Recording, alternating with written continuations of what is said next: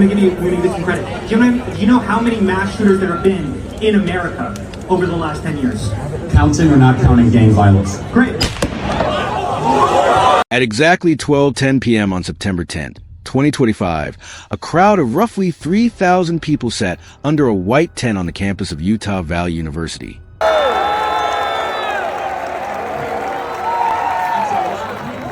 They were there for a public forum, a familiar scene at American universities, where students ask questions and guest speakers try to answer them. How do you become successful without college? I'm sure you're good at something. No, what is fine. your skill? If you had to say, the thing I'm the best at. I do love talking. You're already in the 1% of the country. 99% of people hate talking. Every single company on the planet needs somebody that's good at communicating.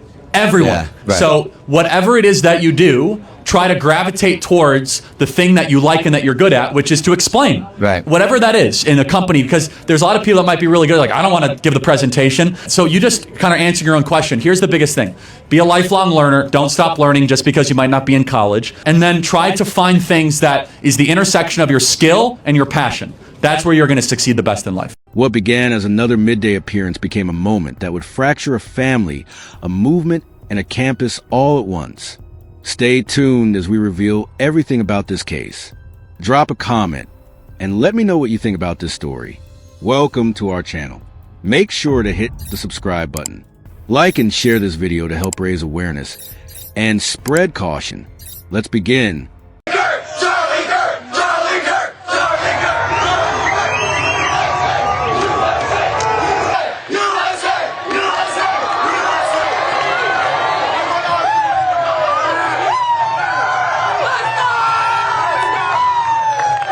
Charlie Kirk, a well-known conservative activist, founder Turning Point USA, a husband and a father too, was answering a student's question when a single gunshot cut through the afternoon. Kirk grabbed his neck and collapsed from his chair. I'm gonna give you some credit. Do you know how many mass shooters there have been in America over the last 10 years? Counting or not counting gang violence? Great.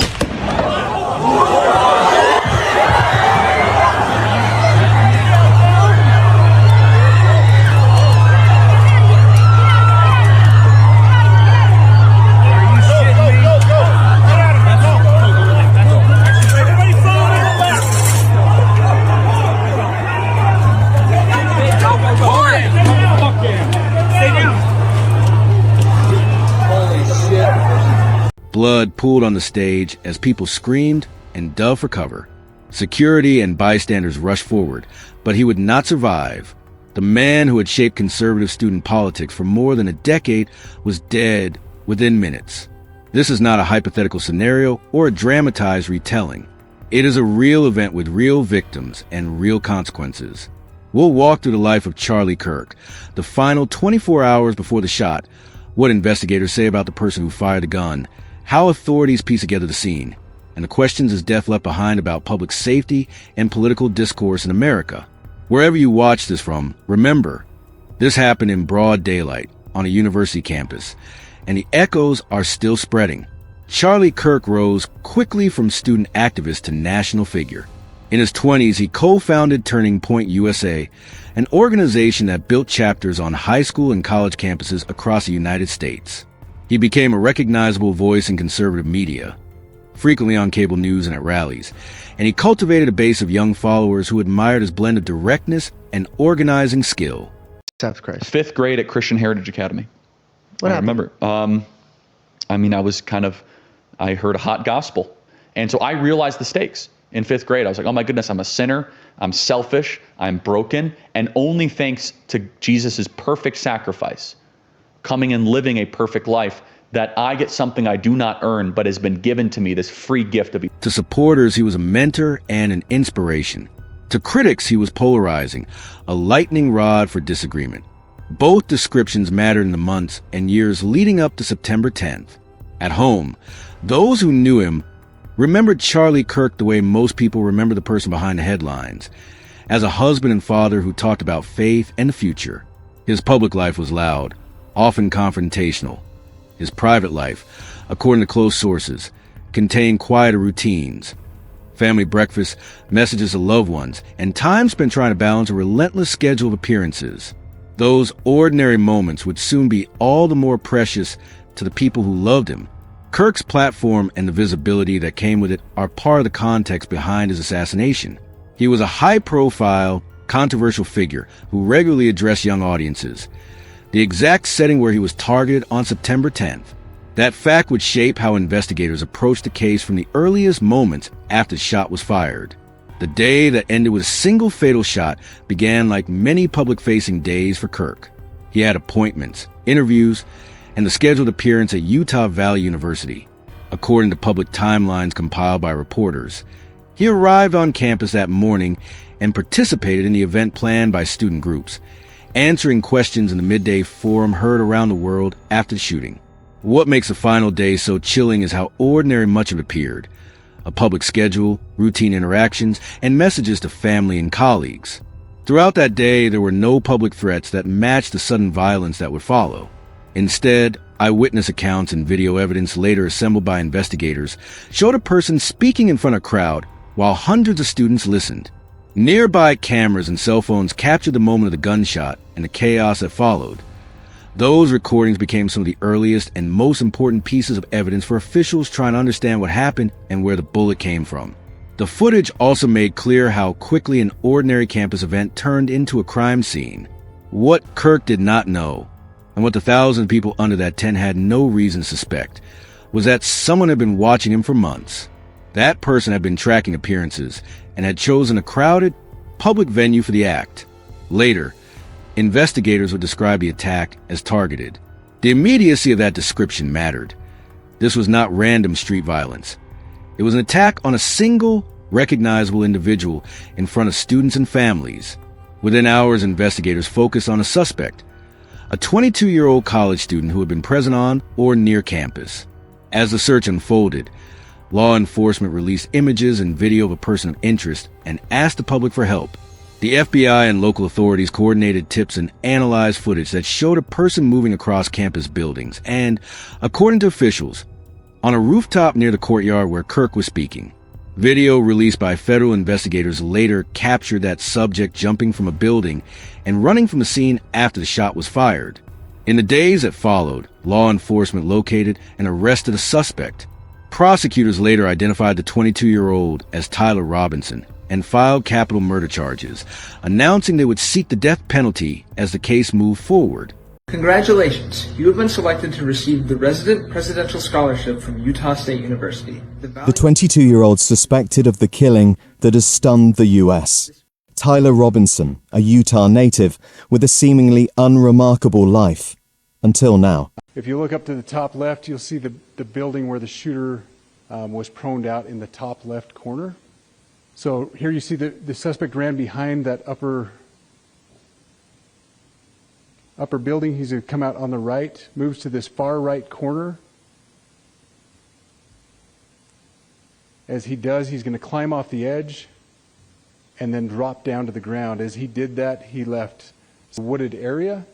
This is video evidence that we utilize to track his movements and to locate that firearm in that wooded area following the discovery of this evidence. Authorities said they had gathered physical evidence, including trace evidence left on a rooftop, and digital evidence suggesting the suspect had spent months observing Kirk and preparing for the attack. That combination of physical and electronic material would form the backbone of the prosecution's case. Family members, neighbors, and acquaintances of the suspect told reporters that he showed signs of becoming isolated, with mounting resentment over time.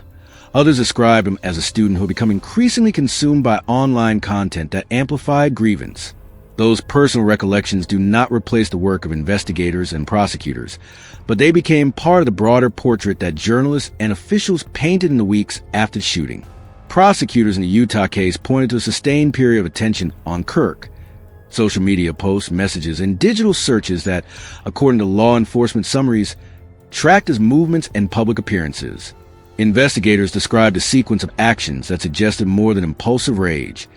They argued the suspect had chosen a moment when Kirk would be visible to a large crowd. What that sequence of actions means legally and socially is central to the case. Officials told reporters they found a digital trail that included posts and chats in which the suspect expressed anger and fixation. In addition, trace evidence collected at the rooftop scene. Shoe impressions and palm prints helped link the suspect to the location from which the shot appears to have been fired. Law enforcement emphasized the confluence of digital and physical evidence. It gave investigators a narrative they could present in court, but also raised larger questions about how online grievance can translate into real-world violence. At the same time, investigators were careful not to overreach while the case was new. Prosecutors filed charges and promised a thorough case. Defense and civil rights observers reminded reporters that motive claims must be proven in court.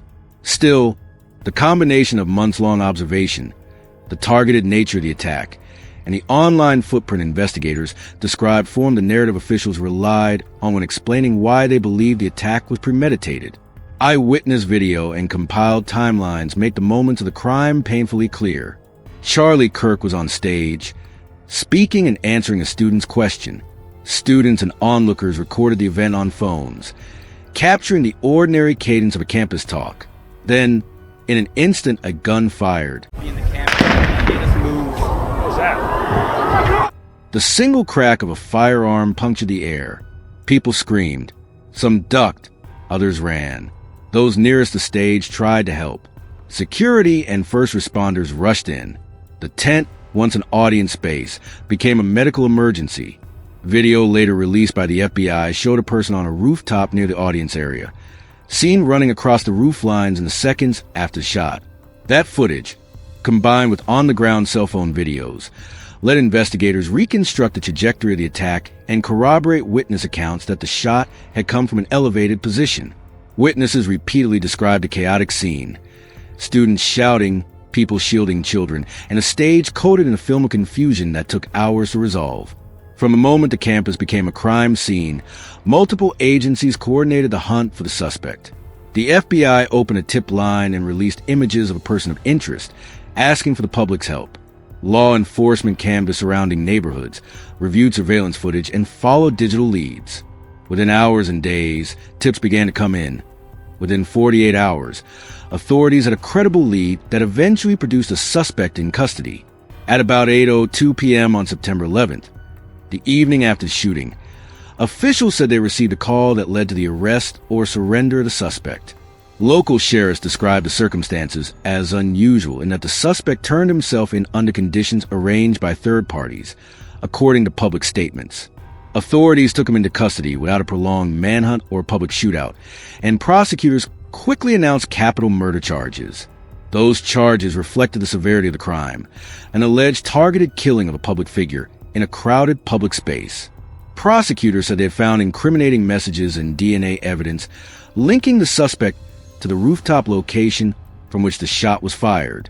The combination of physical evidence, video footage, and digital records gave officials reason to say they were confident in the case. Defense lawyers have the right to challenge that evidence in court. For now, the grand jury and prosecutors continued the formal steps that would bring the matter to trial. The legal process in such cases is long, and the consequences are significant. Prosecutors in the Utah case announced they would seek the death penalty, a decision that would spark controversy and debate as the case progressed. Beyond the immediate criminal case, authorities also looked at the question of access to vantage points on campus and how security could be strengthened to prevent similar events. Utah Valley University announced an independent review of its security protocols and how the event was staffed, acknowledging public concerns and the need for answers about how someone could occupy the space used by the shooter. Charlie Kirk's death produced an outpouring of grief from family, friends, and supporters across the country. Political leaders from both parties condemned the act. Several international figures addressed the danger of political violence in public life. President Donald Trump ordered flags to fly at half-staff on federal grounds in memory of Kirk, and Congress set aside a day of remembrance. The mourning was widespread and intense, reflecting both the man's prominence and the shock that such an attack could happen on American campus. The reaction was not uniform. The killing also exposed deep divisions in public discourse. Some commentators and users on social media made disturbing comments that led to dismissals and public rebukes. International leaders at the United Nations decried celebratory or hateful reactions, calling them a symptom of deeper social fissures.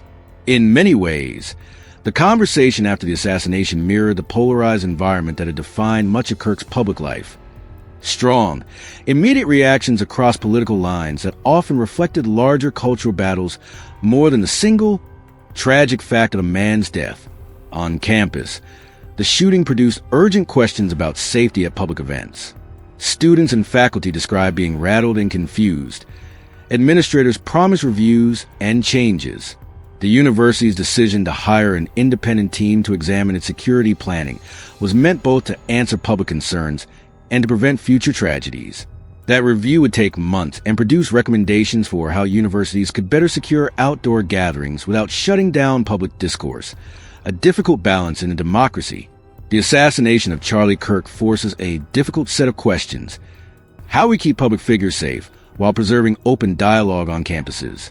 How do we identify people who are radicalizing and intervene before they move from online grievance to violent action? And how do political communities respond when one of their own is killed, with call for unity, with recrimination, or with escalation? These questions do not have easy answers, but they demand honest public discussion. One clear takeaway is the power of a mixed evidentiary approach.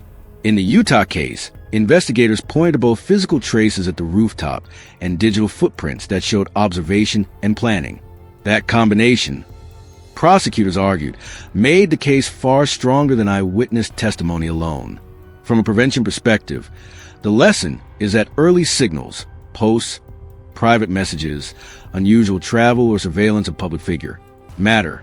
No single measure prevents every attack, but layered defenses and community reporting can reduce risk. Finally, the event is a reminder that political violence damages more than immediate targets. It wounds families, chills campus life, and forces communities to choose between fear and resilience. The balance we strike in response, whether to harden public spaces, change the tenor of political speech, or invest in intervention programs, will shape how safe our public life feels in the years ahead. Charlie Kirk's death on September 10, 2025, is a watershed moment in recent American life. A prominent political activist killed in front of students on a university campus. Investigators say the attack was targeted, that a 22-year-old student had spent months observing Kirk, that physical and digital evidence tied the suspect to the rooftop and to the act itself, and that prosecutors would seek the most serious punishment available under state law. The campus, the community, and the nation were left to reckon with the sudden loss and the broader questions it raised about safety, rhetoric, and prevention.